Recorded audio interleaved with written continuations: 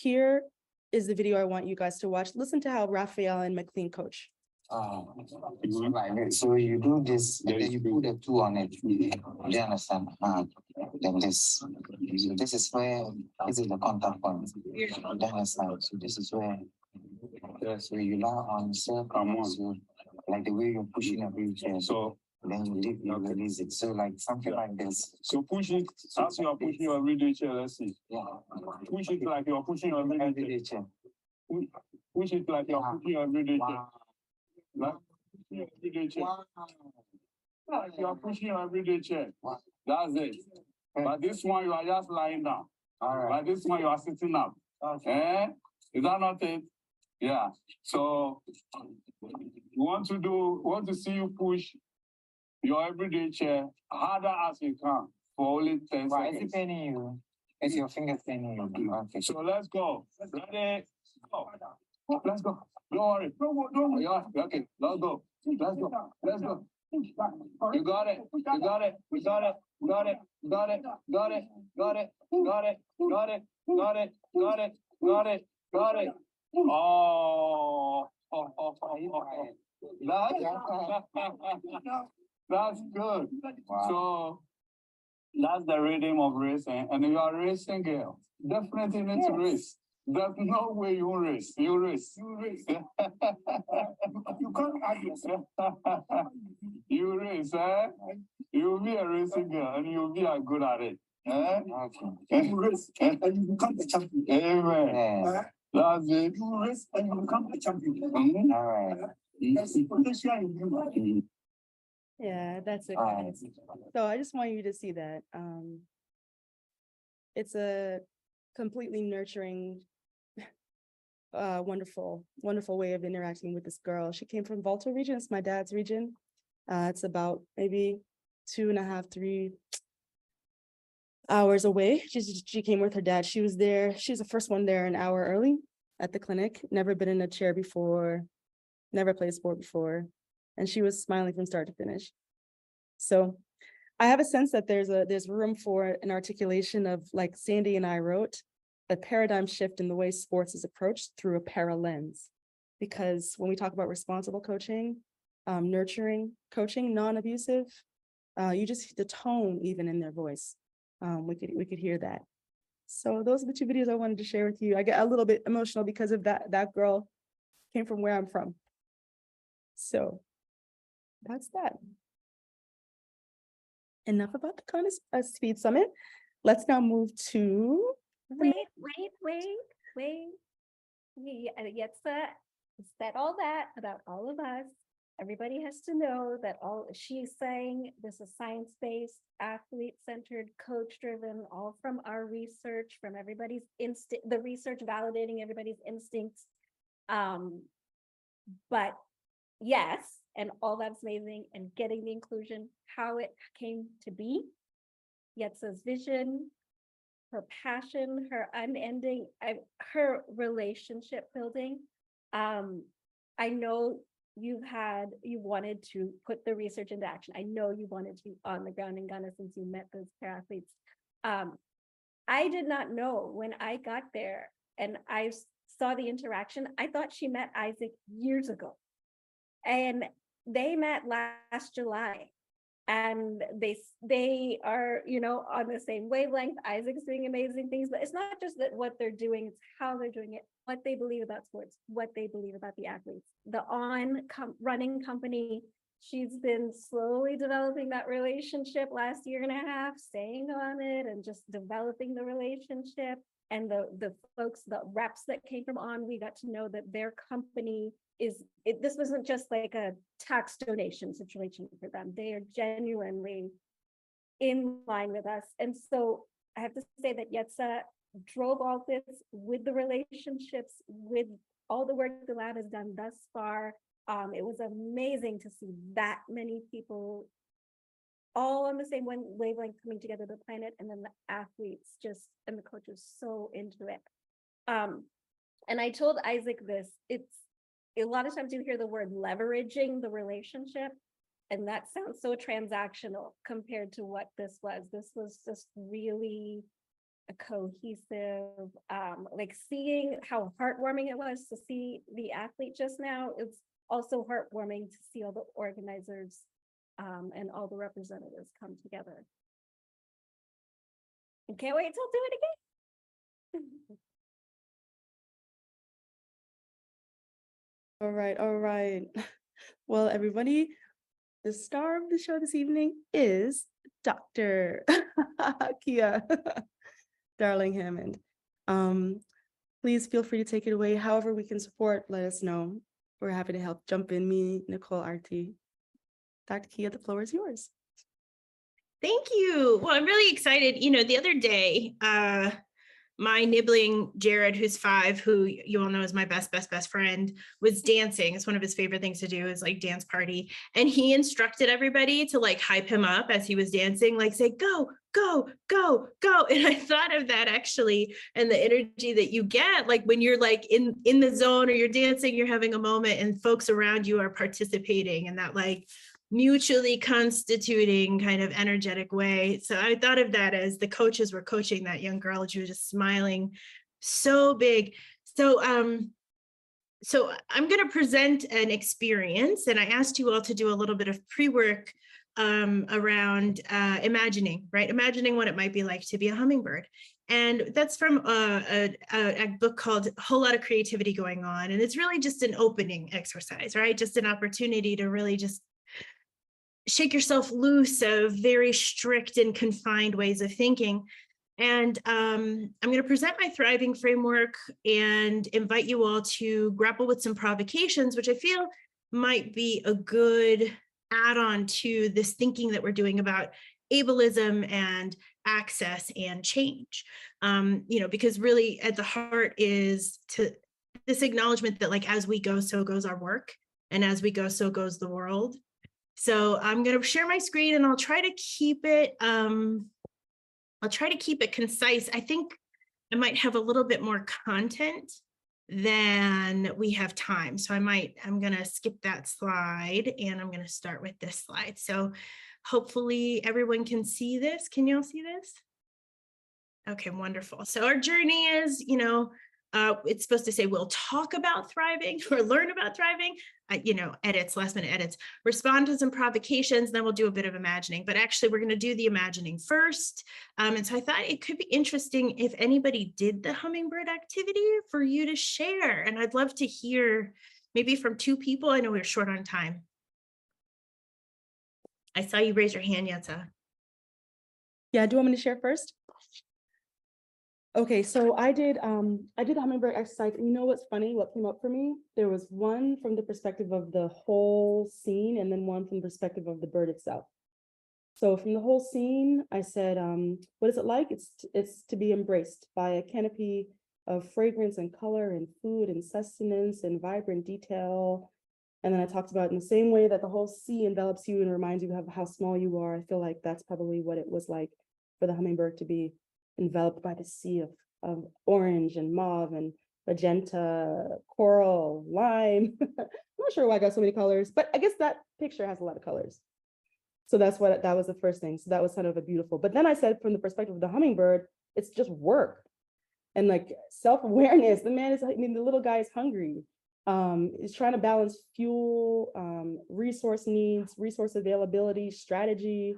I think from the outside, it probably appears like he's just darting around effortlessly, but from the inside standpoint, it's just a lot of sheer hard work. So that was my perspective on that. And then I said, I think in terms of his attitude, astute, attuned, focused, quick, impatient, and direct. And then I said, he's probably, whatever his past experiences, I said, probably some of them have been terrifying, all of them have been edifying, but most of them have been mundane. Wow. So this hummingbird does not suffer fools and is about that business of getting things done and also surrounded by this kind of, I loved the lush beauty, like this idea of being enveloped that you shared. How beautiful. And also just the practicality, like, yeah, I have to fuel. I'm the fastest, you know, bird on the planet, you know, like, It's so beautiful. Does anybody else want to share their reflection? When I thought about it from just like the bird's perspective, I thought two things actually. I thought the amount of choices there were could be daunting because you have to choose a flower. But then again, I also got the security and safety of knowing that you have flowers to choose from.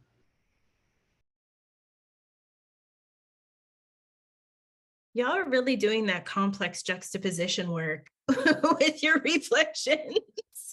Yeah, so let's not keep it simple. Okay, I really appreciate that.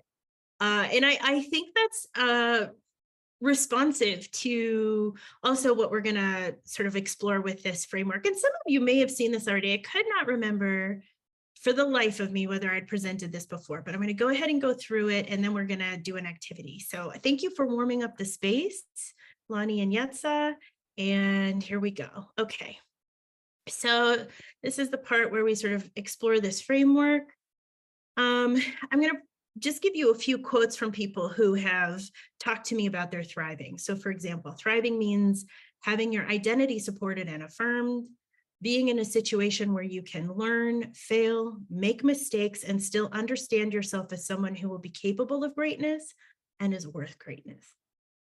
What's Dante? And then here, this is Marcus. Thriving for me is being able to build up my family, my friends, myself, and our futures, and make sure there is a future to have. And then this one's so fun. Thriving is sitting on the beach, contemplating, looking out at the vastness of the sea, chatting with the fishermen as they pull up their catch. And that's one of the participants in one of my workshops. So you have these three very interesting takes on what thriving is. And that's part of the point here. This framework is not bounded and finite. This framework is complex and juxtaposes a lot of different beliefs and needs and ideas and experiences. And so here, you know, thriving can be about identity, it can be about growth, it can be about hope, it can be about peace. And so there are some, like these animations, there are some fundamental things that are true, right? Living and becoming happen in these complex ecosystems made up of other people and spaces and practices and institutions, including beliefs and, you know, mindsets, ableism, for example, or anti-oppression, for example.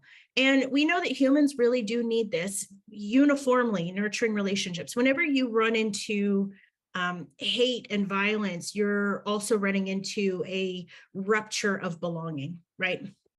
So humans need these nurturing relationships. They need rich experiences. They need healthy environments and time to reflect and integrate and apply what life is teaching them.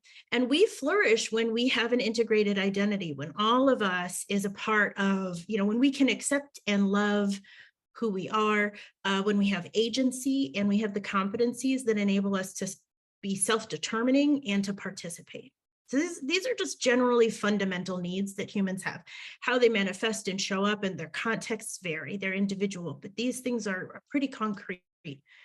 So this framework that I'm going to present is the product of, when I did this math, I was, whoa, so it's more than 15 years of formal and informal conversations.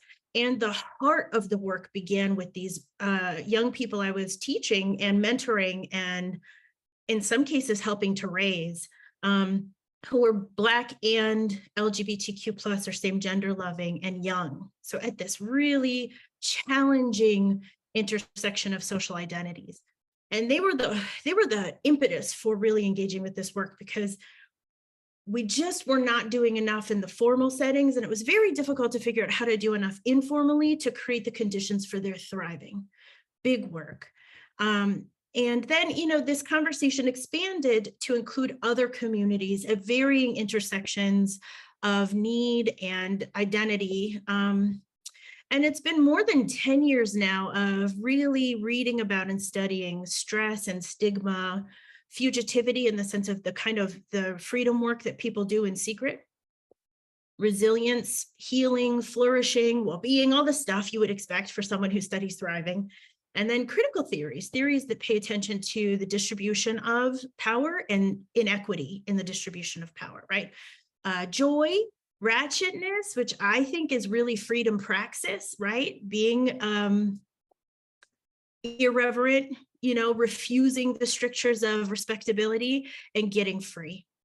And then the key that I learned through this work is that you actually have to believe that thriving is possible, right? You have to believe that people can thrive, especially people whose society has not set up to thrive. And you have to believe that people are the authority on their lives and thriving, right? We don't get to decide, you get to decide it, even if they're 5 years old, right? Okay, so thriving in many ways is being able to be your whole self, right? Body, mind, spirit, heart. And there's some things that focusing on multiply marginalized populations have taught me about what thriving can be. So the first is that it's bigger than resilience. We do tend to focus on resilience, but thriving is more. It's more than bouncing back, and it's beyond survival. And so when we're thinking about what it means to design for thriving, sometimes we have to shake ourselves out of the sort of mentality or the state of believing that survival is enough. It's important, it's crucial, but it's not thriving. The next thing is that thriving is built on dreaming. When you center marginalized populations, thriving is built on dreaming. It's about imagining beyond the limitations of the present. It's, enslaved people meeting in secret to imagine emancipation beyond the scope of anything that had been imagined by the people in dominance, right? The people in power, the liberals even, who were abolitionists. And it comes and it goes, right? Sometimes we're thriving, sometimes we're not. So it's not an ultimate destination. It's not like, oh, I figured out how to thrive and now I've landed and I'm done. Nope, life be lifing. So, you thrive sometimes, you won't. And the thing about it that's so cool is that it grows, right? So the more people start to think about and imagine and really dig into and design for thriving, the more they see opportunities to thrive, they change their decision matrices, they change their lives. So thriving can grow if we pay attention to it. And then it can be partial. So not only are we not always thriving, but you can thrive in some areas of your life and not others. Like I'm thriving in my work life, but my health's not great, so I'm not thriving in that way, but, pretty happy overall. And it requires defiance. So when we really center communities that have been denied access to power, we also have to pay attention to the ways that thriving comes out of refusal, of the ways the world tries to make us impossible or small. So with that in mind, there are lots and lots of different ways that people reach a state of thriving or return to a state of thriving or gain access to the possibility for thriving. And so the first one, the foundation, those coaches and that young woman, building energy together, that's community, right? The foundation is that we need each other and we become and we exist in relationship to each other. None of us are existing in a vacuum. And that can look like true belonging, not fitting in. Finding affinity community can be a way to thrive. Engaging in relationships that are really grounded in mutuality can be a way to thrive. A lot of LGBTQ plus and same gender loving folks find chosen family. And in fact, many marginalized communities, disabled folks, we find chosen family, not our family of origin, but kinship relationships, deep kinship relationships, and mutual aid, and understanding and being seen fully, right, through chosen family.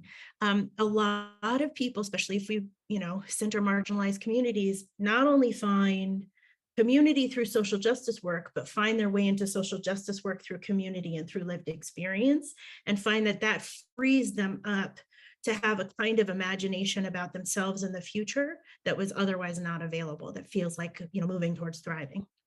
And critical consciousness, this paying attention to the inequitable distribution of power, how it works, how systems work, and being able to be responsive to that. So I've had a lot of conversations with women who talk about finding other women who gave them the language to describe their experience and suddenly not feeling so crazy, right? All of a sudden I was like, oh, this is fucked up and I'm not the problem, right? So that kind of stuff. Selfhood is about, resisting again the idea that you are not supposed to exist or that you should fit into a box, that there's something inherently wrong with you. And then knowing, loving, and asserting the self are all ways that people find, that they can achieve a state of thriving, move towards thriving, reclaim thriving, and then self-determination again. We're always going to see power coming into play when we think about thriving at the margins, right? So that's political and psychological self-determination. Abundance in the sense that, this one's important. This goes back to the idea that thriving is not survival, right? Because we can have sufficient resources to meet our fundamental needs, but thriving is also about having sufficient resources for thriving. And it's really important for us to pay attention to both of these things as we do our design work, as we do our work. But abundance also can mean having hope.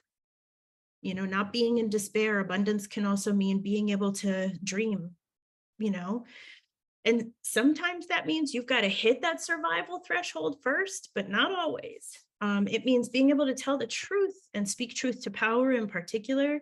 And it's this idea of being expansive. We haven't imagined all of the possibilities that exist, and we can continue, especially together, to keep imagining and designing towards the world we want. Pleasure is a big part of thriving that often gets left out in the spaces of achievement and accomplishment and survival to some degree, right? So a lot of people who don't figure out what their joy landscape is until they are adults. So they sort of had it when they were kids, they went through schooling, they became very good at surviving, and then it wasn't until later in life that they realized they were profoundly unhappy and they needed to reclaim themselves and get to know themselves and their joy. Love is, of course, a source of pleasure, passion, having a sense of purpose, but in particular, and this is so powerful, play. Play is so powerful. Play in and of itself often contains all of these dimensions of thriving all at the same time. And then relief. And one thing that I noticed, excuse me, as I was interviewing people in my original research and as I've moved through conversations since, is that often their thriving stories begin with some kind of big relief, right? Some kind of getting free, some kind of releasing, some kind of losing fear, losing a sense of unsafety, getting something done that was heavy that opens them up. And so, relief can come in the form of just finally being safe. I don't live with my abuser anymore. Freedom to make choices, to decide how you're going to self-determine. These all overlap. This is not linear. Opportunities to be in healing. I, for example, finally found a great doctor, right? And so the relief that I experienced when I actually got to work with someone who was like, wow, you have a really complex series of needs. Let's really tackle them holistically. Well-being, healing, a sense of abundance. And a big part of relief is, of course, rest, right? Sleeping, taking a break, saying no, stepping back, creating spaciousness. Often when people have all of these together, they say that they are in a state of simply being or being able to just exist, right? And that is very cool. And so in a lot of ways, when we design for thriving, we're designing for simply being or the sense of wholeness. Okay, well, I said a lot really fast. I'm going to shut up and give you a couple minutes to take this in, and then I'm going to go to the next slide.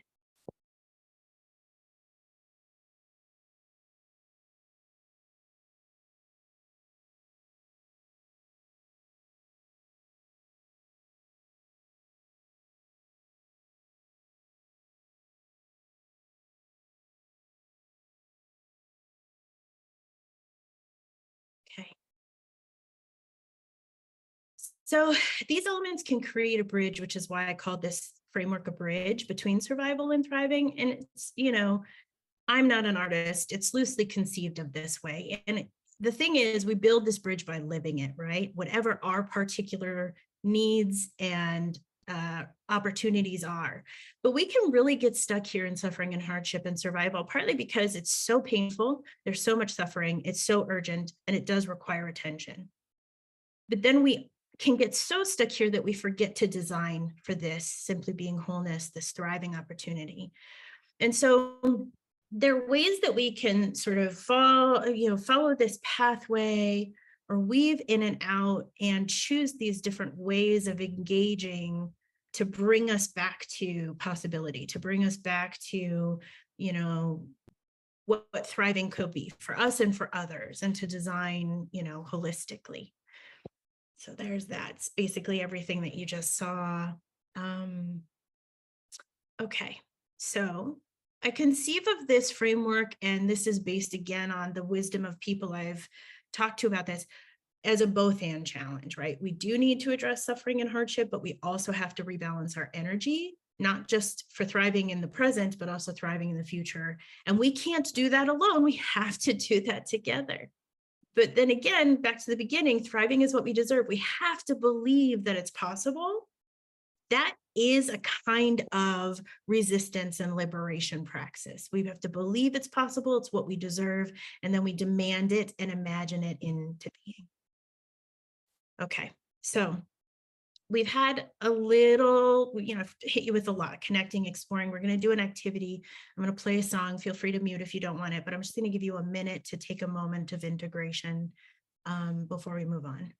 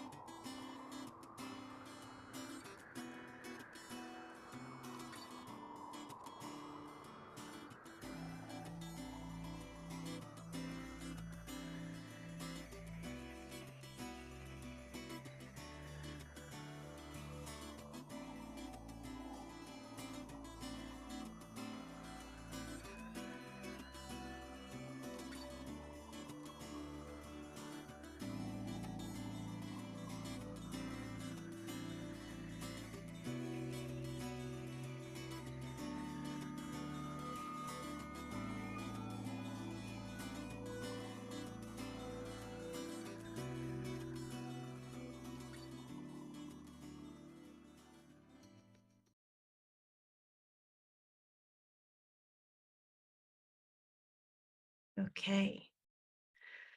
All right, so that decided to do a thing. Here we go. So now we're in the place of dreaming and imagining and designing for thriving. And as I'd mentioned, it's sort of as we go, so go, the things that we touch, right? And so the first thing is to think about a thriving mindset. A mindset is, you know, the beliefs that shape how you make sense of the world and yourself, and then influence how you think, feel, and behave. So an example of sort of teasing out what's possible is to look at the difference between scarcity and abundance thinking, right? So scarcity thinking is fear-driven and avoidant. That doesn't mean it's unwise, right? Sometimes we have terrible choices, and one of the choices we have to make is, how do I stay alive? And fear is valid, right? But that's in kind of a context of scarcity versus abundance, conditions that allow you to be growth oriented and brave. And I think it's really important to take judgment out of the mix and shame out of the mix when we're talking about what's possible, because they're not helpful. So scarcity mindset might see somebody hoarding resources, hoarding money, hoarding opportunities, hoarding power. And an abundance mindset is like, hey, you know, everybody can get some of this. There's enough to go around. So similarly, scarcity mindset would be sort of zero sum. If you win, I lose, right? Whereas abundance mindset could be multiplicative. Let's win together. And, you know, impossibility sort of shows up in the space of scarcity. I don't think it's possible. And again, that's often self-protective, right? So then part of the mandate for those of us who want to advance work is to create conditions of safety, right? We're back to relief. And abundance mindset can be about possibility, expansiveness, and so on. And there's some ways that these things can show up, you know, that you'll be familiar with. So, you know, I talked about 6 dimensions of thriving. So mindsets might be believing in the power of compassion and love, right? Or really holding a stance of refusal and courage and critical consciousness, even when it's unpopular, or believing that thriving is possible and a right, or really believing in liberation and freedom. Like that's really, you know, that's where I'm oriented. Or allowing yourself to be imaginative and to dream even when it's not productive, and to see the value of that. And so practices could be things like putting people in relationships first, right? And connection, mutuality, even if that's slow, even if that's unproductive, even if it's inconvenient, for example, being self-reflective and accountable, right? Like, okay, this isn't pleasant, but I'm going to go ahead and take ownership for my part of a thing, right? We learned that in recovery, right? Clean up your side of the street, own your shit. Insisting upon freedom, which is often dangerous, right? So that's a thriving practice, that comes from a thriving mindset. Claiming time and space to slow down and rest, claiming joy and awe, playing again. I cannot emphasize enough how amazing and powerful play is, and how vibrant the example of children at play is. Like, if you ever really want to reattach to like self, spirit, possibility, hang out with some kids. They're amazing. Hang out with some kids who are allowed to be kids, right? My God, the number of games my nephew and I have made up that make no sense to anyone but us. We have a whole ritual of like, I'll say goodbye. And then he'll be like, no, I said goodbye. And then I'll be like, no, I said goodbye. And it's just ridiculous, but he, gales of laughter.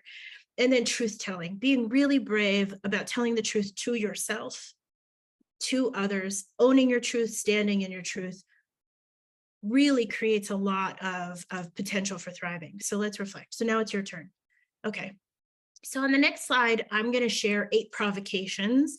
You're invited to, and you don't have to, but you're invited to reflect on only one in relationship to your work. So read them, choose one.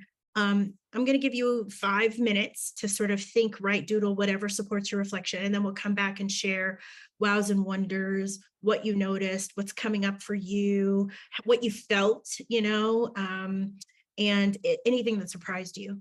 And I'm going to play a song. And again, feel free to just turn the volume down for 5 minutes if that's not helpful to you. I happen to love this song as a reflective tool. So let's get into it. Here are the provocations. I'm going to just leave them up and play the song and shut up, and then we'll come back.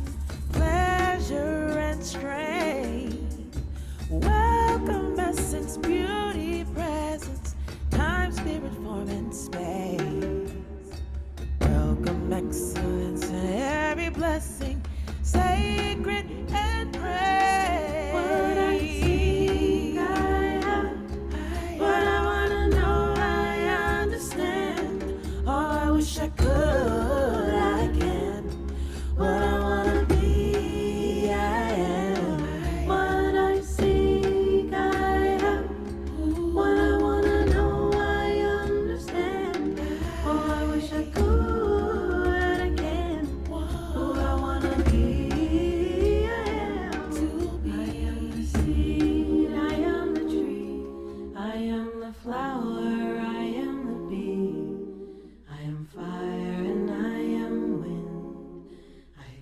love and also I give. I am loud and I am mighty. I am silent and I tread lightly. I am brave and monumental. I am modest, I am gentle. I am student and I teach.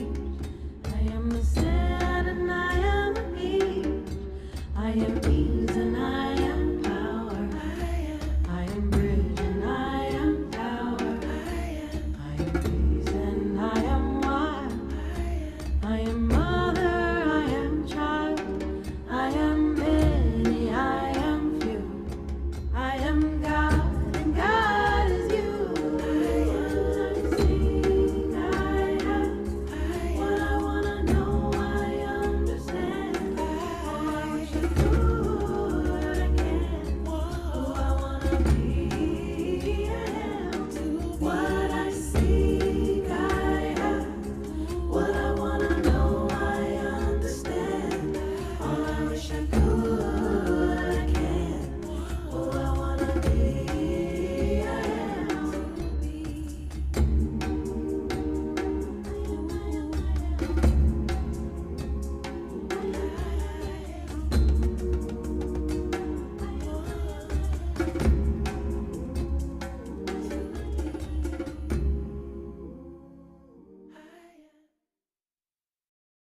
Okay, take a minute to wrap up your thoughts if you're still kind of reflecting, and then I'd love to hear what people noticed.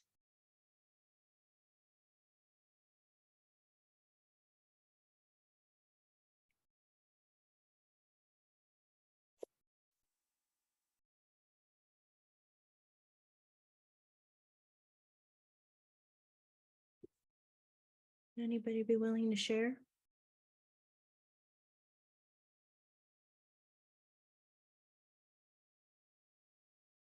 I can, if that's okay. Yeah.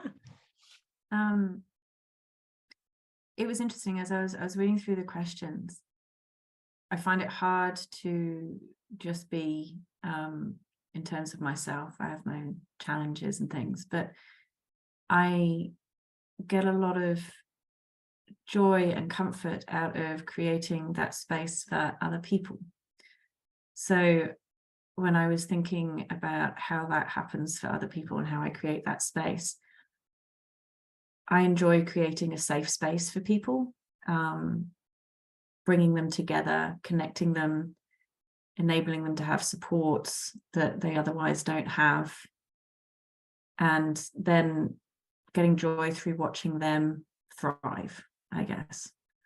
And somehow that, I guess, helps me in a way.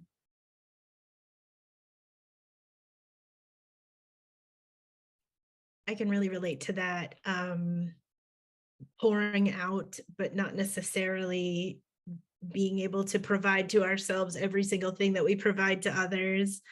And also, you talked about the power of community, right? Like that together we can create these conditions for thriving, and that can also pour back in, right, to you, being able to see people joyful or vibrant. I really appreciate also you naming the difficulty that you work through, that tension. See, there's the juxtaposing of the tensions again. It's a theme throughout the entire event. Yes. Thank you so much, Kirsty. And Sandra, we'd love to hear from you. Mine is a little different. I mean, we're all different. So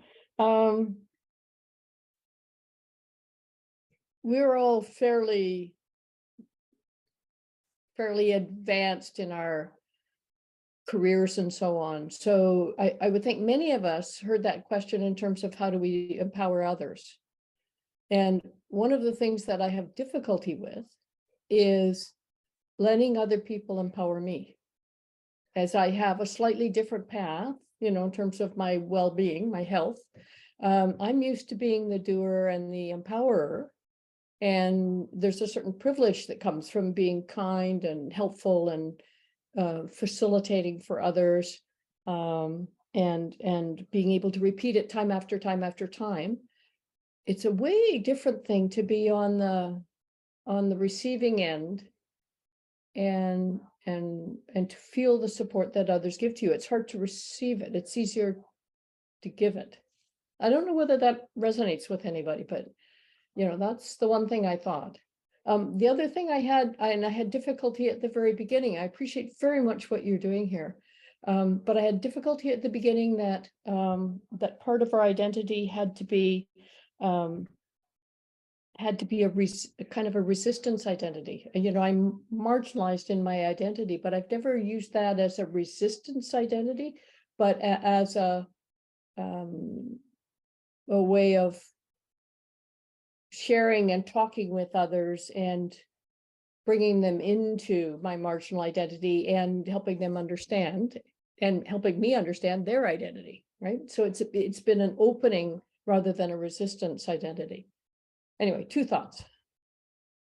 Remarkable. I just, I saw the emphatic nods from folks when you asked if anybody else struggled with receiving care, receiving, that pouring in, and just everybody I can see nodded emphatically. And resistant identity is, I think, if I could elaborate a little bit, and I'm really glad that you named the tension that you experienced around that, and that you gave that feedback about how you experienced your own identity, and the opening is so beautiful.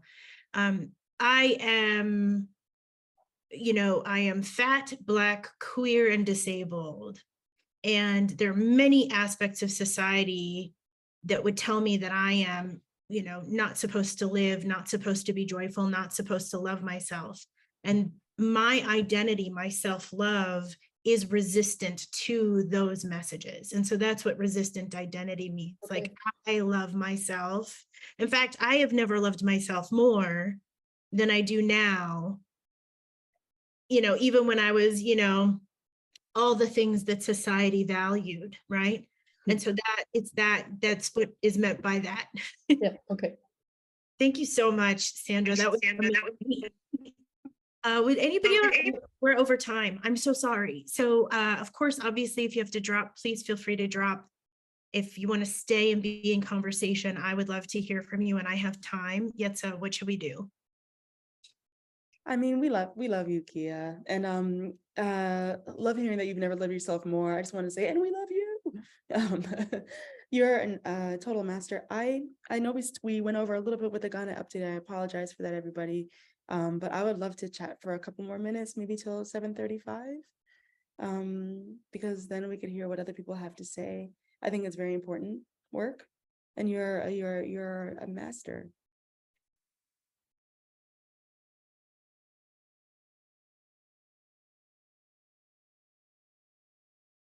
Thank you. Then the floor is y'all's. I would love to hear what folks are thinking. And also, I thought the Ghana update was amazing. So but please share.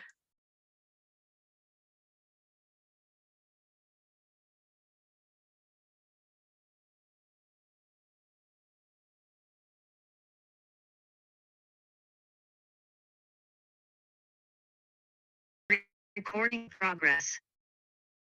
Arti, Sure. I would say what came up for me, not necessarily just in that, well, a couple things is just, I appreciate your framework, and it really, when I read it, it makes sense to me. When I watched the video, it resonates with me. It's not foreign concepts to me. And then I just see, like, what I appreciate the most right now is the concept of the bridge. And I think that might help me right now from going from surviving to thriving, is to think about the bridge rather than a to-do list of this is what thriving is. And then the other thing was when you said, well, I don't remember, but it's the way that it's a little permission, I guess, and perspective altering. So thank you.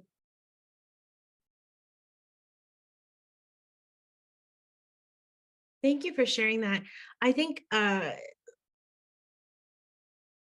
that's also resonant with me, what you said about sort of the checklist not being very helpful, prescriptive things not being very helpful, but this idea that you can travel, and pick up pieces and you know, one of the things about being disabled is, in my case, I'm partially deaf. I'm deaf in my right ear, and I have chronic illness. And what chronic illness teaches you is that every day is going to be different, and you don't get to predict, and your energy is going to vary, and there's a need to be very compassionate. And also, I laugh about it now. Like, there's so much that happens where I'm just like, oh my God, okay, body, like, really? Okay, that's okay, great. You know, because there's hilarious stuff that you can find, but the bridge is partly what helped me be there, because it was fluid, because it was liquid, because, you know, I could borrow what I needed when I needed it. And I've learned so much about what's possible from my community, right?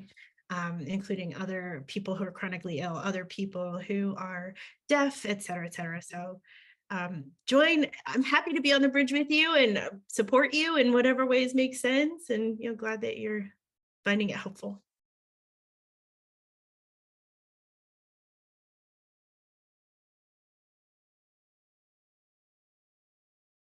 Okay. So we've sort of hit our time. No, I changed it to 7:40. It's just African. Oh, It's fine. never mind. We've got 4 minutes for whoever wants to stay. I'm staying.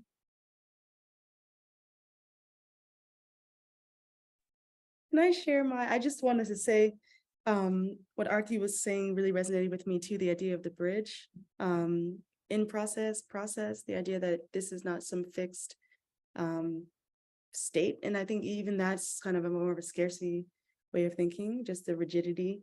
So it's very useful. But what came up for me, I was looking at the question, what practices will make it possible for others to tell me what they truly need. I was thinking about my patients that I see every day. And one of the things I've noticed with them is that silence really helps. I tend to talk like a mile a minute, and I say way too many things in one sentence. And I noticed that I just feel like it's like disorienting, and they struggle to even understand before they can get out what they need in response to whatever it is I try to express. So I find that silence and slowness and slowing down, those really make a difference. And deliberateness, you know, I feel like those are the things that I really struggle with, based on my general wiring. So it was helpful to hear that question, because in those relationships, it's imperative that their needs are totally voiced and first. That's really beautiful. That's really beautiful and expansive. There's abundance in action, right? Like the possibility of shifting how we communicate, you know. And I think that there's something beautiful also about you seeing yourself. You're like, I move at light speed and I have the power to slow down under, you know, circumstances that require it. And I just want to also acknowledge your heart, right? Your orientation toward being in care in that way, where you get to hold space for who you are and you get to hold space for what your patients need. And those two things can coexist, you know, in a fluid way. I think that's really, really powerful. I see Lonnie in the chat. I know you've had some audio difficulties, the connecting, reconnecting, disconnecting. So if I may, I'd like to read what you wrote out loud. Would that be okay? Okay. So Lonnie said, I chose number 3. Most of what impressed me about that question was how valid that was for encouraging positivity for marginalized groups. I definitely asked myself the question to see where I stood, and I honestly felt that I appreciate working to improve outcomes in that space. Beautiful. I also know that if you ask people that know me if I'm uncomfortable speaking or reaching out for that, they'll tell you absolutely not, lol, which is great. Absolutely not. That's beautiful. So I can share briefly if you want. Mm-hmm. I think one of the things that I kept thinking about when I was looking at those questions was where I need to kind of get is to be more accepting of the time and effort it's going to take to create the change that I'm looking to see. I am originally from Tampa, Florida. Please don't judge me. And there's a lot of really terrible things happening in that state right now for a lot of really marginalized communities. And I feel a lot of pressure to try to be engaged and active in trying to do things, whether that's submitting testimony and things like that. And, you know, being in school right now as well, you're getting it kind of from both ends. And I think because of, you know, the status and the privilege that I grew up with, I feel obligated to kind of try to put myself in a lot of different spheres. And sometimes I don't feel like I give myself the space to kind of make sure that I'm keeping track of my own self, just because it feels like there's people that obviously have a lot more difficulties they're facing. So I think that's just kind of what I kept coming back to, is just trying to give myself a little bit more space to realize that, you know, there is other people in that kind of area, and just needing the time and effort that it's going to take to get to where we need to be. Yeah, there's so many things come to mind when you're trying to balance activism against self-care. And burnout is a big thing, and compassion fatigue is a big thing. And of course, you aren't going to show up at your best. The demands of this sort of test case for fascism that Florida is, and all of the things that are going on are tricky, because you simultaneously have to exert energy. And absolutely, Austin, the onus is on people with a lot of privilege and power to be emotionally resilient, to develop a high level of stamina, comparable to the stamina that marginalized communities have to manifest. And you can't do that if you're on E, right? You simply can't. You're still a human being. And that's why community is at the root of thriving, because it's a collective effort, not an individual effort. So there are some really interesting strategies and tactics that exist that have helped movements be effective and more successful. And I highly recommend, there's a book by, brain. I will find it and I'll send it out to y'all. There's a book about mutual aid. And then there's actually a book about the Black Panther Party for self-defense, one of the most successful movements to holistically meet the needs of the community. Obviously seen as quite dangerous because of all the assassinations. So I think there's, Robin D.G. Kelley talks about this in his sort of freedom dreaming work, and his framework is love, study, struggle, right?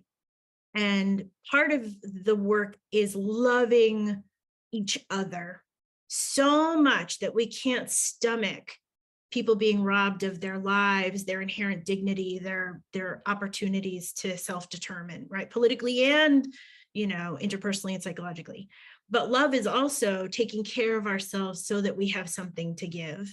Study is about learning. There's a reason why books get banned. There's a reason why history gets censored, and it's because it's powerful. So the study is about refusing to be made ignorant, right? And then the struggle is what it is. Like, welcome to the long intergenerational legacy of this fuck shit and you having to engage with it, right? Here we are, you know, and it was very alarming to me when I realized, like, that was just the human condition and somebody decided I was going to be here for it. I was like, I did not ask for this. I did not sign up for this.